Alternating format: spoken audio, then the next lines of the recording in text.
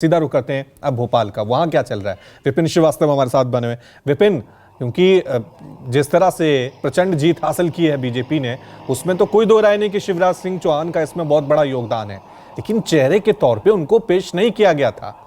क्या बीजेपी यहां सरप्राइज कर सकती है या फिर सेफ गेम खेलेगी?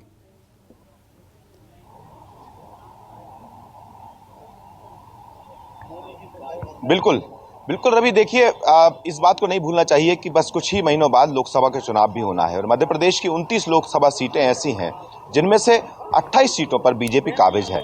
पिछले चुनाव के नतीजे आए थे तब कांग्रेस की सरकार बनी थी, लेकिन जब लोकसभा का चुनाव हुआ था तो 29 जो सीटें थी उनमें से 28 सीटों पर बीजेपी काबिज रही। एक सीट पर कमलनाथ के बेटे नकुलनाथ रहे।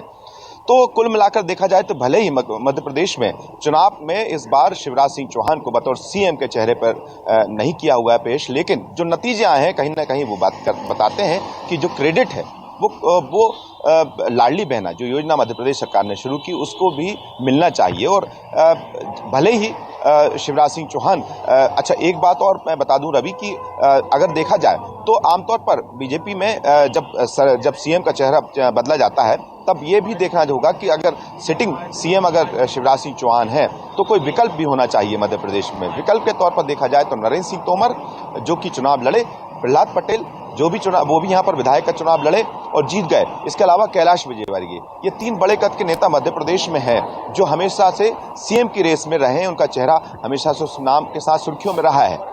ऐसी स्थिति में देखा जाए तो चौथा चेहरा बीडी शर्मा जो कि मध्य प्रदेश बीजेपी के अध्यक्ष हैं, लेकिन इन तमाम चेहरों के बीच में यह भी सोचना जरूरी है कि अगर पिछले चुनाव के जो नतीजे आए थे इसके बाद जब दोबारा मध्य प्रदेश में सरकार बनी थी तब शिवराज सिंह चौहान को चौथी बार मुख्यमंत्री बनाया गया था। तो जाहिर सी बात है कि जितनी अटकलें चल रही हैं, मुझे लगता है कि जो बैठकें हो रही हैं, तमाम चर्चाएं हो रही हैं, लेकिन बीजेपी जहां तक मुझे लगता है कि इतने जल्दबाजी में कोई ऐसा फैसला नहीं लेगी कि शिवराज सिंह चौहान को यहां पर हटाकर किसी दूसरे चेहरे को लाकर खड़ा कर दिया है मध्य प्रदेश में, वो भी उस वक्त जबकि लोकसभा चुनाव सामने है।